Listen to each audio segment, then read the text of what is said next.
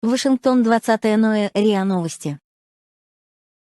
У президента США Джо Байдена усилился кашель, ухудшилась походка, его лечат от мерцательной аритмии, сообщил его лечащий врач Кевин О'Коннор.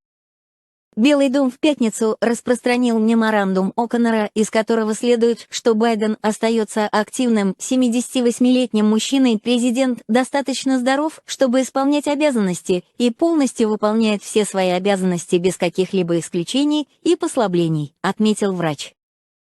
При этом он констатировал, что Байден стал чаще прочищать горло. Врач заявил, что наблюдал у пациента этот симптом очень давно, но теперь он стал более частым. Данный симптом явно присутствует и требует более детального исследования, уточнил врач. Также О'Коннор сообщил, что у Байдена по сравнению с прошлым годом стала ощутимо более негибкой походка.